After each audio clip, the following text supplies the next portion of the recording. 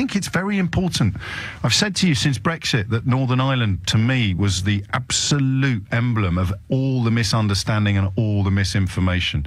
I spoke to a Leave campaigner on the seafront in Wells next to the sea in Norfolk. Lovely old fella, Panama hat. And you just explain to me what is going to happen in Northern Ireland if we leave the Euro. Oh, don't worry about that, old boy. Everything will be fine. I said, I do worry about that. Blood was spilled in living memory in pursuit of the peace deal that is currently in place. I do worry about that. If Theresa May does some sort of deal with the Democratic Unionist Party, she will be getting into bed with 10 MPs publicly and personally endorsed by the Ulster Defence Association, the Ulster Volunteer Force, and the Red Hand Commando. So by all means be comfortable with that. By all means be cool with that. By all means be untroubled by that. But if you're getting into bed with 10 MPs publicly and personally endorsed by the Ulster Defence Association, the Ulster Volunteer Force and the Red Hand Commando, I'm not really sure how much of a twist you're allowed to get your knickers in over the fact that Jeremy Corbyn used to break bread and continues to have relationships with politicians associated with Republican terrorism. You see, that's where we are now. One side do it, it's absolutely disgusting, deplorable and wrong. The other side do it, oh, there's nothing to see here, everybody move along. Much as I am enthused by the confusion that has been thrown out by yesterday's result, we'll be back where we started if we don't start recognising that a set of rules have to be equally applied to both sides. And as soon as the lies start again about Brexit, then there could be all sorts of problems and divisions still to come. That post-Manchester and London hangover for Theresa May, and that she didn't appear to provide strong and stable leadership on the security front. When you couple that with the toxic attempt to portray Jeremy Corbyn as somehow being soft on terrorism or being a friend of terrorists, you now have her effectively inviting into government a party that is made up of religious fundamentalists, creationists, people who believe that the earth is 4,000 years old and that dinosaur bones were buried by God to test our faith. People who are going to have huge problems with things like equal marriage, and people who actually, this is on the record, voted against the Good Friday Agreement. So Jeremy Corbyn is rendered utterly beyond the pale by his associations with people who contributed to the peace process. Theresa May is now going to the palace with a, quote, understanding with the only party in Northern Ireland, I think the only party in Northern Ireland, I could be wrong, that actively voted against the result of the peace process. And you sometimes wonder why I get my knickers in such a twist about how mad we've allowed things to become. That surely is one of the finest illustrations of possible. Jeremy Corbyn, according to much of the media in this country, is utterly beyond the pale because of his associations with Republicans, former terrorists, turned politicians who contributed to and signed up for the Good Friday Agreement. I don't personally buy the argument that his association with them somehow accelerated the Good Friday Agreement, but it's out there, and it's a valid argument worthy of examination, put up by his friends and defenders. Personally, I don't see it. But I do see Theresa May driving to Buckingham Palace with an understanding struck between her and a party that actually rejected the result of the peace process. So if you care one jot about honesty, consistency and truth, you owe it to yourself and your children to start asking these people who banged on about Corbyn to explain precisely why it's okay to get into bed with people that rejected the Good Friday Agreement. Actually reject 71-point-something% of voters in Northern Ireland voted for it. The DUP voted against it. And that's who she's in bed with. What will Paul Dacre have to say about that tomorrow morning, I wonder? Given that on Wednesday morning, or yesterday morning, it was a troika of, what was the phrase used? Terrorist apologists. Sinn Féin have 7 seats in the House of Commons. 7 seats that if he wanted to, or if he really was this sort of great sympathiser, those 7 seats, you'd expect Sinn Féin to be announcing that they'll throw their lot in with Jeremy Corbyn, no? Wouldn't you? No, they're not doing that. They're not coming to Westminster. They don't recognise it because they continue to exist to campaign for a united Ireland. So the so-called terrorists with whom Jeremy Corbyn sympathised are not offering him their support in Westminster, but the organisation endorsed by the Red Hand Commando and the Ulster Volunteer Force, which actually and actively voted against the peace agreement in Northern Ireland, the Good Friday Agreement, yeah, they are throwing their lot in at Westminster. But they're throwing their lot in with the same woman that the bloke who portrayed Corbyn, Abbott and McDonnell as terrorist sympathisers called a Prime Minister that this country can finally trust. So no, I'm not obsessed. It does look as if Paul Dacre's stranglehold upon British democracy has been roundly rejected by British voters, particularly young ones. The world that the Daily Mail editor portrays on a daily basis, it doesn't actually exist, that world. And yet millions of people in this country think not only that it does, but also that it's somehow just around the corner. If only we can keep monstering Muslims and banning immigrants, then everything will be brilliant.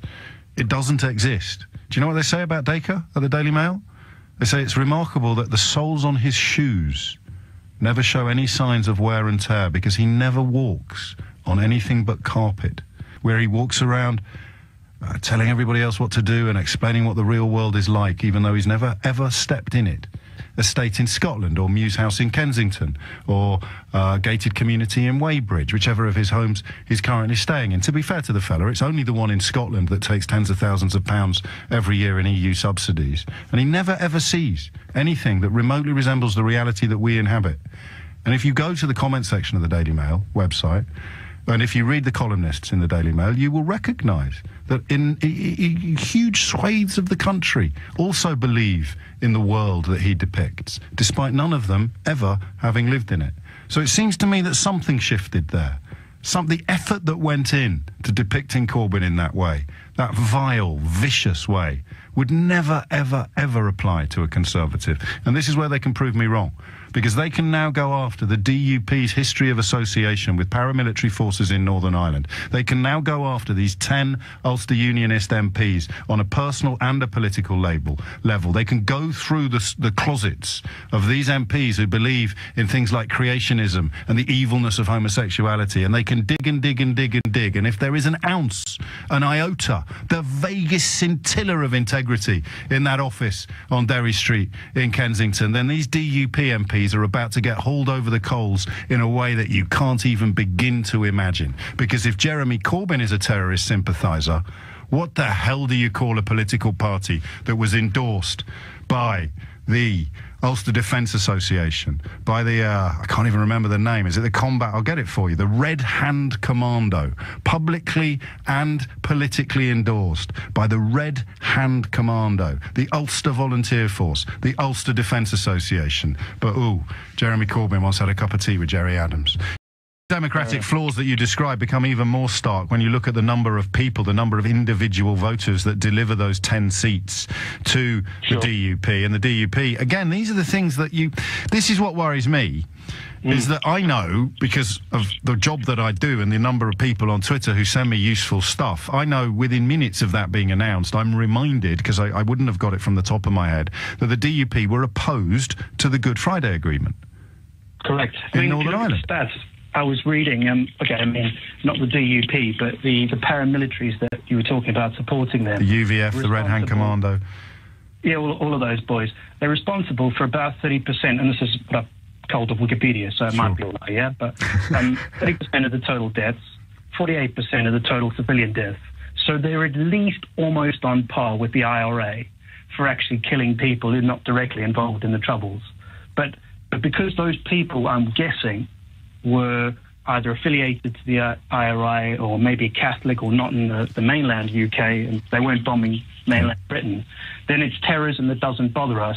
And, I mean, you might hear from my accent, I'm from South Africa, so the ANC, which has got its own problems now, yes, for sure, used terrorism as a method against an evil regime like apartheid, and it was sort of seen as maybe okay, but the apartheid regime always used to use the terrorism stick to beat them. So yes, people confuse, and Islamic terrorism is awful, but terrorism is the method. What's evil is the ideology. So in the case of maybe apartheid, other people would argue ANC was doing the right thing, awful though the consequences were.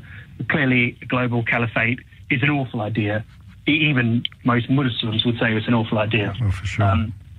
But It's nuanced, is what you. That's the word you're reaching for. It's usually. I mean, it doesn't feel nuanced when you're reeling from a terror attack upon your hometown like we are at the moment. But it is a little bit more nuanced than binary analyses allow. And the proof of that particular pudding is not in the bleatings of liberals like me or you. The proof of the pudding of how nuanced it is that you now have a prime minister going to the palace with 10 MPs endorsed by terror organisations in her back pocket after a campaign in which the biggest stick with which they could beat her opponent was his supposed associations with former terrorists who have repented of their ways and signed up to the Good Friday Agreement that the DUP actively rejected. If that's not nuanced, I don't know what is.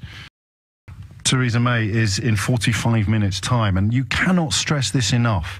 In 45 minutes' time, she is on the way to the to Buckingham Palace to ask the Queen, or to tell the Queen that she thinks she can form a government with an understanding struck with the Democratic Unionist Party. The Democratic Unionist Party has been politically and publicly endorsed by the Loyalist Community Council. The Loyalist Community Council is an amalgam of the Ulster Defence Association, the Ulster Volunteer Force, and the Red Hand Commando. So, this is the challenge for anybody who has, like me, been distracted and concerned by the IRA Corbyn axis. If, unlike me, you have been fully persuaded that it rendered him unfit for office, you need to explain why a party that is actively endorsed by the Red Hand Commando has a place in British government, but Jeremy Corbyn does not. And if you can't explain that, then frankly, as a presenter or a pundit or a politician or a commentator or a columnist who has contributed to the Corbyn terrorist narrative, frankly, you should resign. You should go home. Because if you can't explain why it is absolutely anathema, unacceptable, and utterly beyond the pale for Jeremy Corbyn to be Prime Minister given his past associations with Republicans, Republican terrorists. Let's call a spade a spade. If you have a problem with that and you don't have a problem with Theresa May going to the palace with 10 MPs personally endorsed by the Ulster Volunteer Force in her back pocket, if you can't explain your way out of that, you should shut up now. You really should. 13 pages in the Daily Mail of how Jeremy Corbyn's past associations rendered him unfit for office. I wonder how many pages there'll be tomorrow describing how Theresa May's current associations impact upon her fitness for the same office.